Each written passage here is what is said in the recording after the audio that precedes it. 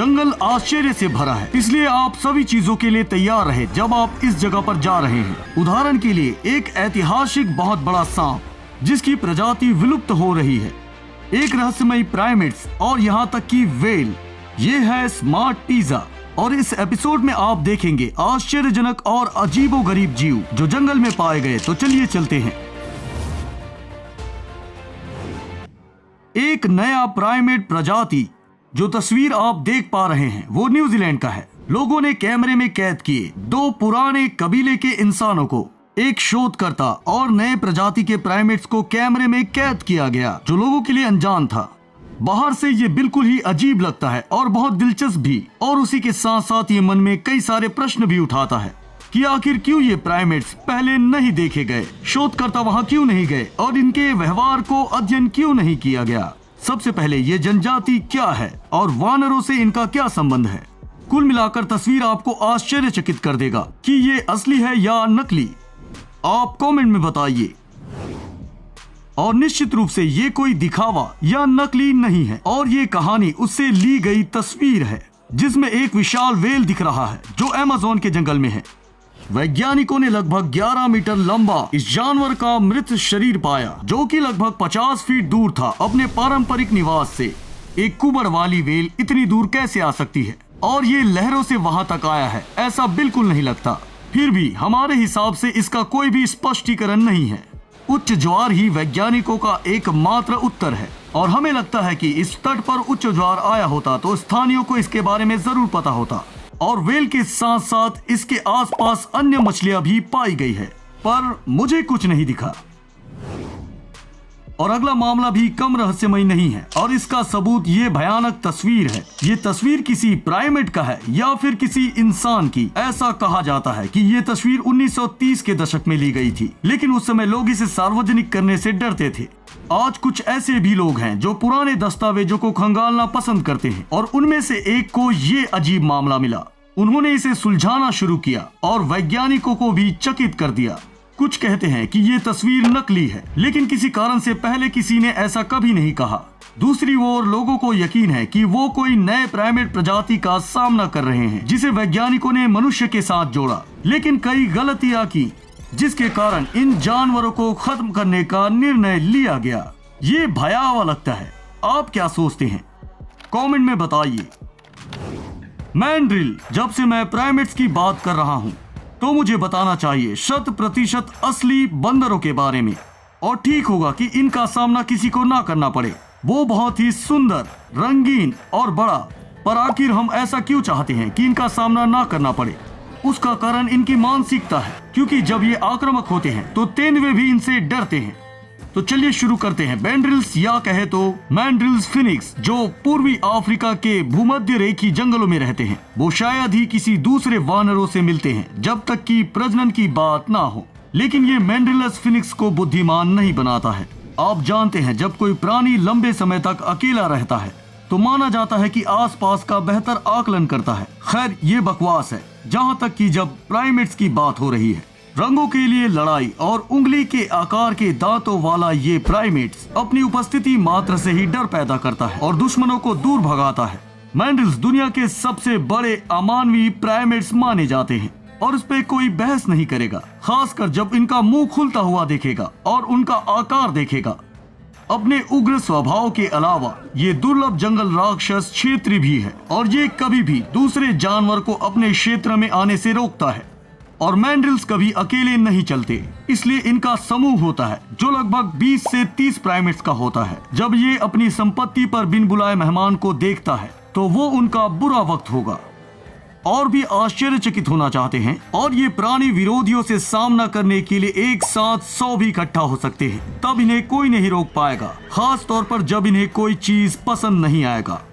और इस कहानी में सबसे अच्छी बात यह है कि मैंड्रिल्स कभी मांस नहीं खाते हैं। इसके बड़े दांत और आक्रामक प्रवृत्ति के बावजूद इनके 98% तक का भोज्य पदार्थ मुख्यतः फल या सब्जियां होती है।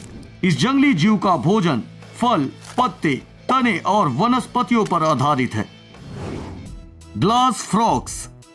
प्रकृति अनोखी है, खतरनाक और रंगीन मैंड्रिल्स वाले उसी ग्रह पर ऐसे प्यारे ग्लास मेढक भी रहते हैं जो किसी से भी कुछ भी नहीं छिपाते हैं। यहाँ तक अपना अंग भी अब आपको पता ही चल गया होगा कि इसका नाम इसके शारीरिक संरचना से पड़ा। इनकी त्वचा और खासकर इनके पेट के आसपास पूरी पारदर्शिता है, जिसके आर पार आप इसके आंतरिक अंग भी देख सकते हैं, जैसा कि दिल, लीवर और इसके पाचन तंत्र। और ये मुख्यतः नींबू के जैसे हरे होते हैं, पर कुछ जीवों में विशेष प्रकार का चिन्ह पाया जाता है। ऐसे रंग के कारण ये जीव वातावरण में बिल्कुल ही मिल घुल जाते हैं और खतरे से बच जाते हैं। पर शिकारियों का खुद का अपना छलावरण होता है, इसलिए ग्लास में ढक पेड़ों पत्तों पर रहना पसंद करते हैं। उनको जमीन तक आने की कोई जरूरत नहीं जब तक संभोग का मौसम ना हो। सबसे पहले पारदर्शी जीव को 19वीं शताब्दी में देखा गया था।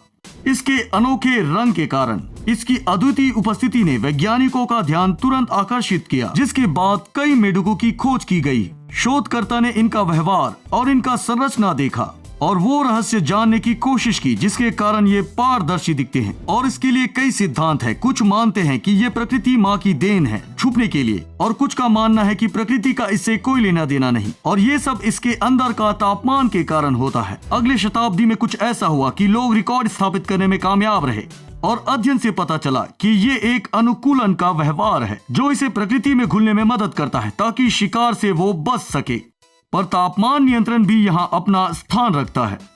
सूरज की किरणें इनकी त्वचा से पार होकर इनके अंगों को गर्मी देती है और संतुलन बनाए रखती है। और जब ये जीव ज्यादा सक्रिय होता है तो इनका रक्त प्रवाह बाहर से दिखने लगता है, और जब ये सोता है तो ज्यादातर इसका रक्त लीवर पर एकत्रित होता है, जिससे ये शिकारी से छुप कर रहते हैं। प्राचीन समय में उनके पास जाल वाले पैर नहीं होते थे और आजकल उनका अत्यधिक उपयोग है, जैसा कि एक पेड़ पर चढ़ाई करना।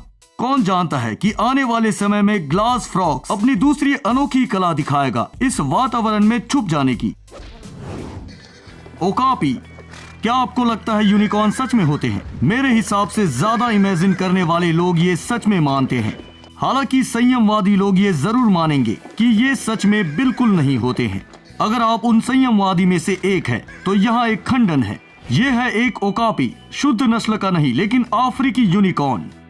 ये वो जीव है जो घोड़े की तरह दिखता है, जो एक लौता जीवित प्राणी है जिराफ की प्रजाति का। उसी के साथ साथ इनमें जेब्रा का कलर होता है और सिंग भी पाया जाता है। अरे हाँ, मैं भूल गया था, इन जीव में एक बहुत लंबा जीभ भी पाया जाता है जो लगभग 40 सेंटीमीटर तक लंबा हो सकता है और अपनी आंखों तक को वो छू सकता है। तो सबसे पहले ये आखिर क्या है? ओकापी को लोग लंबे समय तक नहीं जानते थे। सबसे पहली बार इनका जिक्र 1890 में हुआ था। हालांकि सही उपकरण ना होने के कारण वैज्ञानिक अपना मानसिकता नहीं बना पाए कि ये कोई उत्परिवर्ती जेब्रा है या फिर एक घोड़ा है जो क्रॉस ब्रीडिंग से आया है या फिर कोई एलियन जो विज्ञान कथा पुस्तकों के द्वारा हमारी दुनिया में आया था। इन्हीं असामान्य गुणों के कारण लोगों ने इनका नाम ओकापी रख दिया और इन जीवों के बारे में अन्य डेटा एकत्रित करने निकल पड़े। लेकिन किसी भी छोटे ओकापी को हल्के ढंग से कहे तो पकड़ना आसान नहीं था, जिसके कारण कुछ समय बाद इन्हें लोग अफ्रीकन यूनिकॉर्न कहने लगे। ओकापी यूनिकॉर्न का उपनाम होता है। ये न सिर्फ उनके सर पर सींग होने के कारण था, बल्कि उस समय ये जानवर बहुत ही अनोखी और भिन्न थी और समय के साथ साथ लोगों का जाल बहुत ही प्रभावी हो गया और जल्द ही लंदन के वैज्ञानिक ओकापी में से एक के अवशेष को शोध के लिए ले गए और ये रहस्य बना हुआ है कि इनमें से कितने ओकापी हमारे ग्रह पर मौजूद हैं। पर आंकड़ों के हिसाब से देखा जाए तो इस जीव के प्रतिनिधि लगभग 5000 से 35000 तक संख्या में हैं। टेटिना बोआ, क्या वो आप है? टेटिना बोआ एक सांप है जो दुनिया का सबसे बड़ा डरावना सांप होता है। आश्चर्य की बात नहीं है, इस प्राणी के अवशेष और निशान पाए जाने पर लोगों ने सक्रिय रूप से इस विषय पर चर्चा करना शुरू कर दिया और टेटिना बोआ के खिलाफ आधुनिक जानवरों के संभावनाओं का साझेदारी से आकलन करने के लिए कंकाल बनाना शुरू कर दिया, जैसा कि निकला जिसका कोई मौका नहीं होगा। ये पौराणिक जीव एक डायनासोर को भी साबुत निकल सकता था। यदि ये इस समय रहते तो इनके सामने आधुनिक जीव कुछ नहीं होते, जिनका दर्जनों मीटर आकार भी नहीं होता। फिर भी मैं अतीत के राक्षस को खत्म करने की जल्दबाजी नहीं करूंगा। हालांकि अभी के समय में ये नहीं देखा जाता, इसका मतलब ये नहीं कि ये विलुप्त हो गया। हालांकि विश्व महासागर का एक बहुत छोटा हिस्सा ही मनुष्य खोज पाया है, क्योंकि ऐसा हो सकता है कि टेटिना बोआ जमीन छोड़कर समुद्र में कहीं जीवन बिता रहा हो। और जब वो ऊब जाता है या बस नाश्ते की जरूरत होती है तो दक्षिण अमेरिका में वापस आ जाता है और लोग, जानवर और नावों का शिकार करता है। और वैसा ही कुछ यहाँ कैमरे में कैद किया गया है। जब लोग अमेज़न नदी पर घूम रहे थे तभी अचानक ये जीव उनके सामने प्रकट हो गया और ये देखने में तो बिल्कुल भी एनाकोंडा या अजगर की तरह नहीं लगता है और आकार में ये बिल्कुल ही असामान्य है। That's all guys। आपको क्या लगता है टेडी नाबुआ अभी भी जिंदा है? अपना विचार कमेंट में बताइए। देखने के लिए धन्यवाद। दोबारा फिर मिलते हैं।